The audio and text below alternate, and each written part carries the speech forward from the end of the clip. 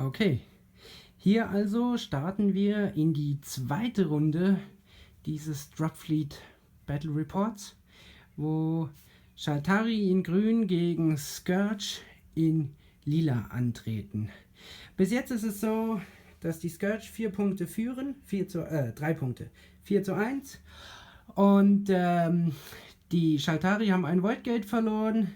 Die Scourge haben schon 2 ihrer Truppenschiffe mit Schaden behaftet. Sonst ist noch nicht so viel passiert. Ein paar Bodentruppen wurden schon platziert. Bodenkampf allerdings gab es natürlich noch keinen.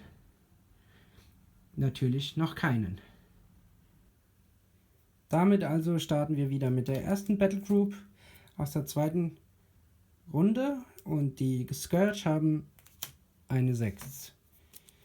Die Shaltari eine 13.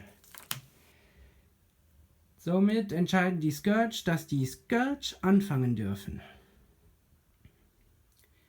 Die Scourge haben ihre Korvetten hier vorgezogen, sind in die Atmosphäre gewechselt und werden jetzt auf das Voidgate feuern.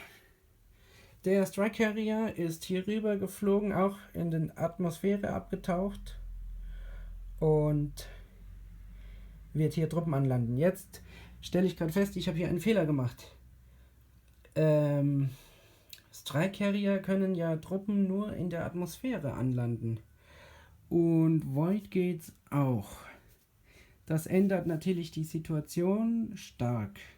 Dementsprechend muss ich die entfernen. Die hier auch.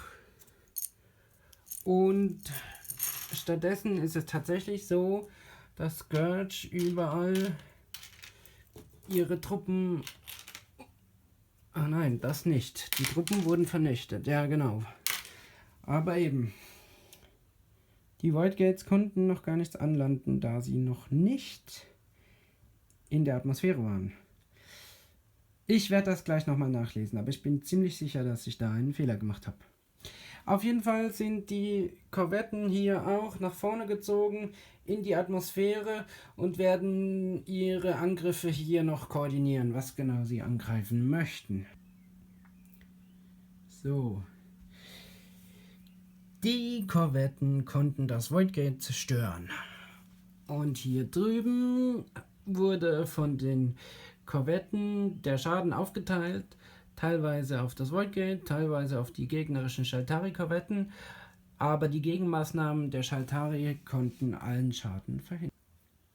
Gut, die Shaltari haben ihr Mothership hier nach vorne bewegt mit Standard-Orders.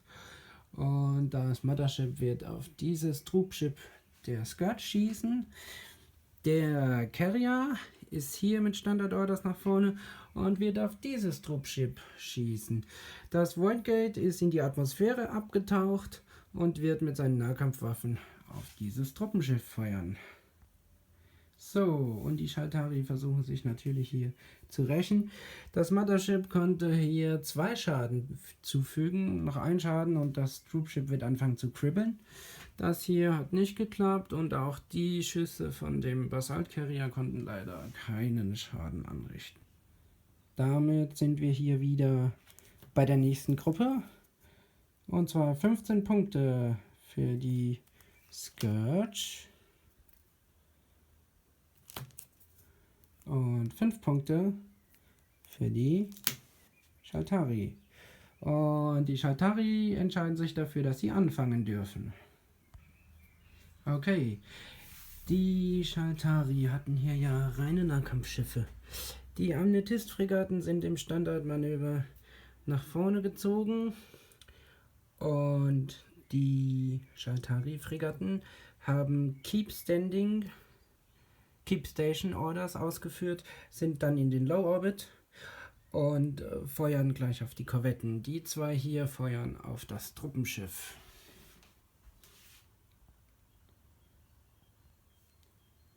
So, die Nahkampffregatten konnten dem Truppenschiff des Scourge so viel Schaden zufügen, dass es gekribbelt ist und haben Feuer verursacht.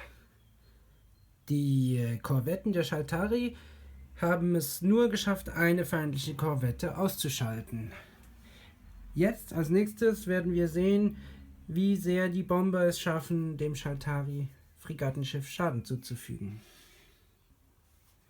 Okay, die Gegenmaßnahmen haben nicht ausgereicht, wie man sieht, und die Explosion des Schiffes hat dann noch dafür gesorgt, dass das Nachbarschiff noch einen Schaden erhält.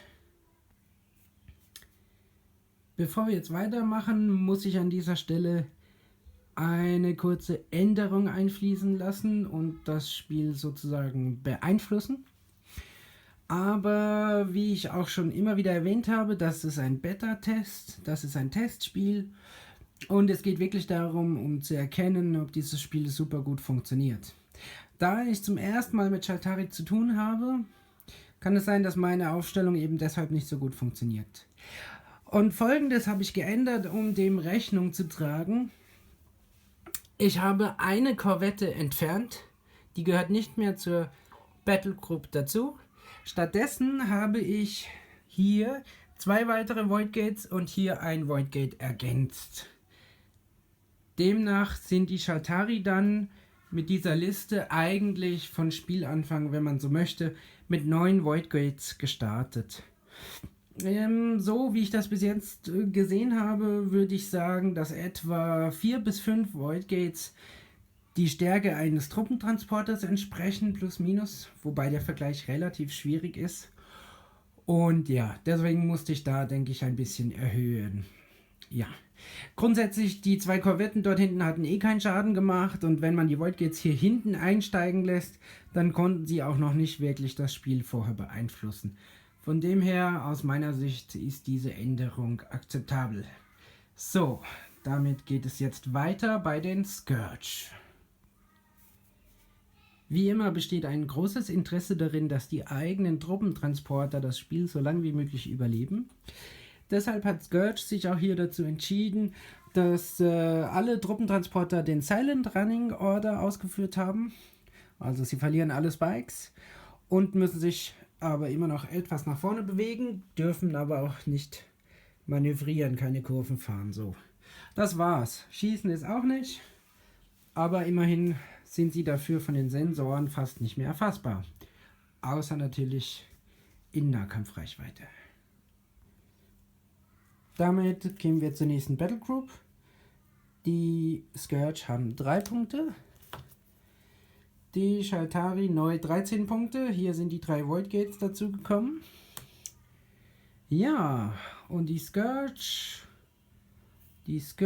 entscheiden sich diesmal dazu, dass die Schaltari anfangen dürfen.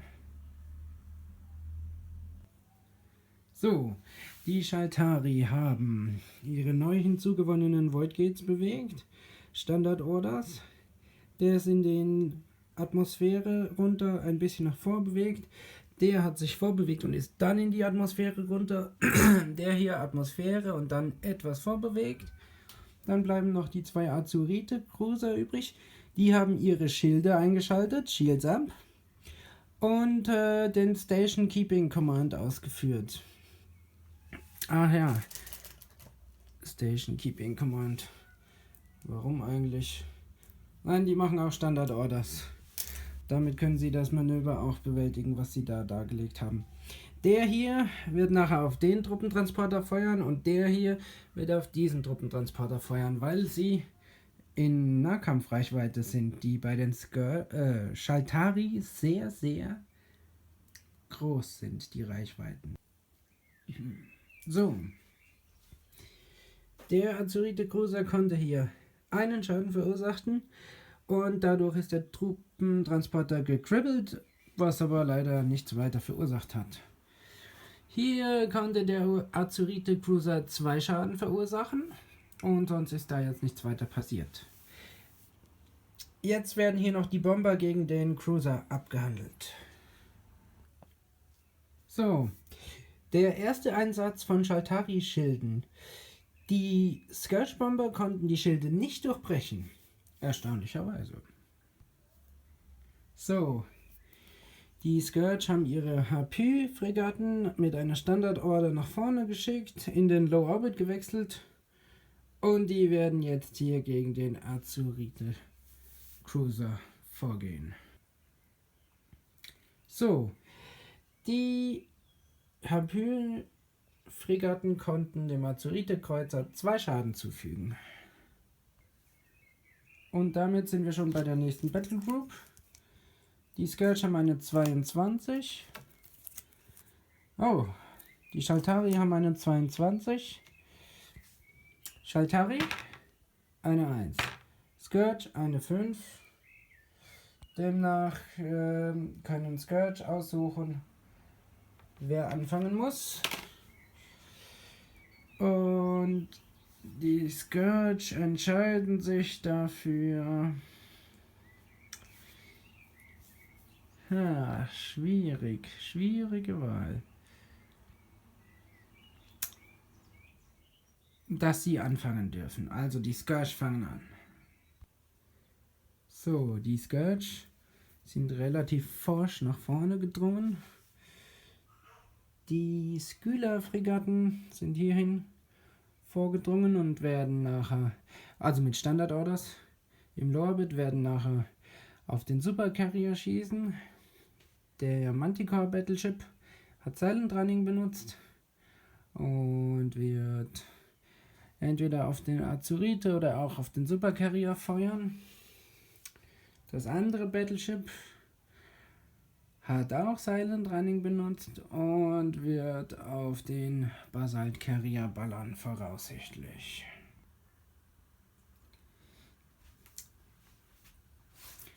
Die Skyla-Fregatten haben es geschafft, hier 3 Schaden zu verursachen beim Supercarrier, der Shaltari.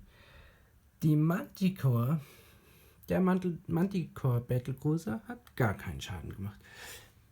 Der andere Battlecruiser konnte hier 2 Schaden machen und mit seiner Nahkampfattacke konnte er hier die Nahkampffregatte der Shaltari sprengen. So, also, die Shaltari haben ihren Battlecruiser nach vorne geschickt mit Weapons Free, Shields Up. Und der wird hier in den Battlecruiser der Scourge reinballern. Die 2 Opal-Fregatten haben sich im Standardmanöver nach vorne bewegt und Shields Up. Der Jet-Class Heavy Cruiser hat sich nach vorne bewegt und das war's. Der wird nachher das Truppenschiff der Scourge angreifen.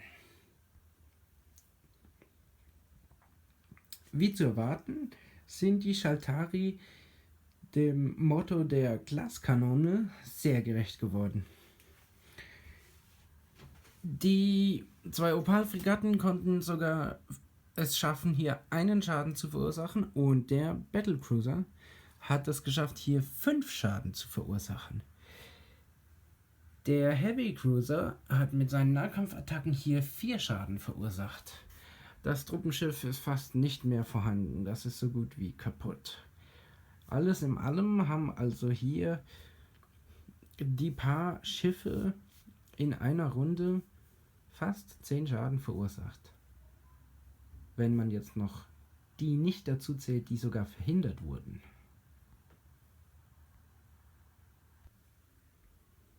Damit stehen die nächsten Battlegruppen an. Die Scourge haben 15 Punkte.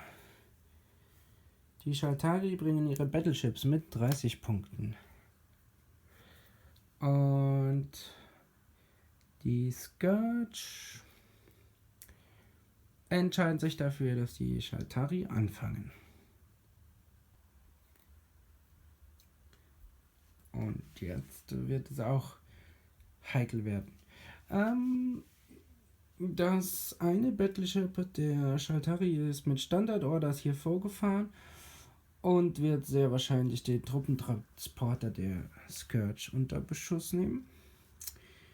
Der Supercarrier der Shaltari ist hier vorgefahren mit Standard-Orders und hat Shields abgemacht. Wird jetzt wahrscheinlich auch noch irgendwo drauf schießen, was ist aber noch nicht so ganz klar, wofür er sich da jetzt entscheiden wird. Also, der Supercarrier hat auf das Truppenschiff geschossen, hat ihm 3 Schaden zugefügt, dann ist es gecribbelt Der Motor des Schiffs ist kaputt gegangen, es hat nochmal 2 Schaden erhalten. Jetzt ist es schon ziemlich angeschlagen. Dieses Battleship hat mit seinem Super Particle Lens auf den Truppentransporter geschossen, 4 Schaden verursacht und noch hier bei dieser Fregatte einen Schaden verursacht. Die Hydra Carrier der Scourge sind alle maximal nach vorne gedüst und alle 3 haben ein Aktiv-Scan-Order ausgeführt. Deswegen haben die alle auch ein Major Spike erhalten. Und zwar, das Mothership hat 2 Spikes erhalten und das Mothership einen Spike. Die 2 können jetzt schon auf das Mothership schießen und der kann hier auf den Carrier schießen.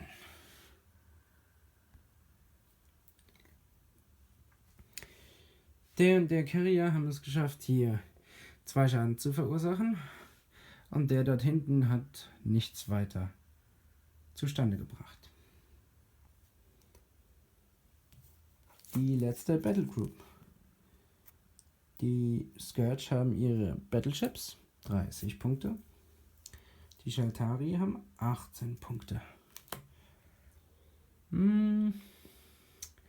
Die Shaltari entscheiden, dass die Scourge anfangen. Die Scourge Battleships haben beide Standard Orders genommen, sind weiter vorgeflogen, auf Low Orbit gewechselt. Das Battleship wird das Mothership attackieren und das Battleship wird den Azeroth Cruiser attackieren. Die Würfel haben hier eine eher weniger gute Leistung erbracht. Das Battleship hat hier 0 Schaden gemacht und das Battleship konnte hier beim Mothership 2 Schaden verursachen. Mehr ist nicht passiert. Die Void Gate. Das Void Gate ist in die Atmosphäre, hat seine 2 Zoll Bewegung absolviert. Hier auch Atmosphäre nach vorne. Und das Void Gate, das hier war, ist hier rüber und dann in die Atmosphäre. Das Mothership ist hier ein bisschen nach vorne und wird nachher den Battlecruiser attackieren. Der Granite Cruiser ist auch nach vorne, wird nachher den Truppentransporter attackieren. Der Granite Cruiser ist etwas seitlich und wird das Battleship attackieren.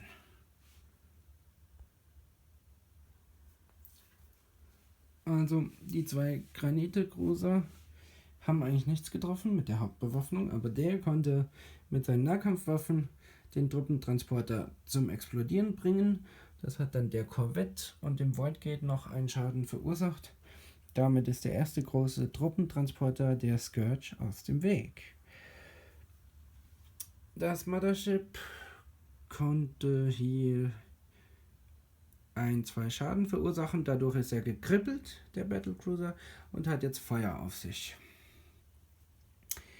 Ja, wie gesagt, der Granite konnte dem Battleship nichts anhaben. Damit sehen wir jetzt das Schlachtfeld am Ende der 2. Runde, bevor es weitergeht zu den Launcher-Set-Phasen. Und hierfür wird jetzt ausgewürfelt. Shaltari, eine 1. Scourge, eine 4. Das heißt, Shaltari müssen beginnen, um Launcher-Sets zu setzen. So, alle Fighter, Bomber, Torpedos sind platziert. Und zwar der Battlecruiser hat ein Torpedo auf dieses Battleship abgefeuert. Dieser Carrier hat hier Bomber auf das Mothership geschickt. Der Super Carrier hat hier Fighter zur Unterstützung geschickt. Der Carrier hat alle Fighter hier zur Unterstützung geschickt, nachdem der Super Carrier hier Bomber auf das Truppenschiff der Scourge geschickt hat. Das Battleship hat ein Torpedo auf den Supercarrier geschickt. Und das Battleship hat seine Bombe auf die Opal-Fregatte geschickt. Der Carrier hat all seine Tokens als Fighter hier hingeschickt, um das Truppenschiff, das Scourge, zu verteidigen, weil dieser Carrier, der Shaltari, hat hier 2 Bomber hingeschickt, hier ein Fighter und hier ein Fighter. So, alle die hier werden sofort abgehandelt. Die Torpedos sind später und dieser Bombenangriff ist auch erst später. Tja, hier konnten die Gegenmaßnahmen und die Fighter größere Schäden verhindern, aber immerhin ein Schaden ist durchgekommen. Und hier, das war mehr Glück als Verstand, aber jeglicher Schaden wurde verhindert. Hier die Opal-Fregatte, die hat einen Schaden abbekommen. Ja. Und das war's erstmal. Jetzt geht's mit den Bodentruppen weiter. Die Scourge haben hier eine Panzereinheit platziert. Hier können sie nichts mehr platzieren. Hier hat das Voidgate alles abgeschossen und verhindert. Hier konnte der Truppentransporter hier Infanterie und eine Anti-Ship-Batterie hinterlassen. Hier hat das Voidgate eine Panzereinheit ablassen können. Hier hat das Voidgate auch eine Panzereinheit ablassen können. Trotz Anti-Ship-Batterie ist das durchgegangen. Die 2 Voidgates haben 2 Panzer abgelassen und die 2 Voidgates haben 2 Panzer abgelassen. Jetzt kann man möglichen Schaden reparieren. Das betrifft hauptsächlich die Scourge. Die haben einmal defekten Motor, Feuer, Feuer.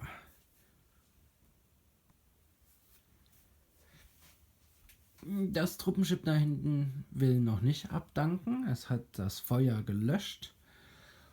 Das hier offen ist, es hat seinen Motor repariert, aber der Battlecruiser ist immer noch unter Feuer und hat einen weiteren Schaden erlitten.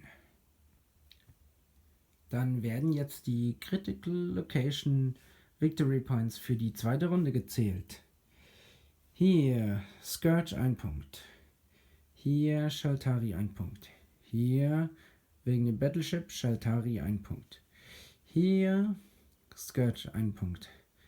Hier Scourge 1 Punkt. Das heißt, Shaltari bekommt 2, Scourge bekommt 3. Demnach liegen Scourge 4 Punkte vorne. Und damit wenden wir uns der dritten Runde zu. Dafür werde ich ein eigenes Video wieder gesondert hineinstellen ins YouTube.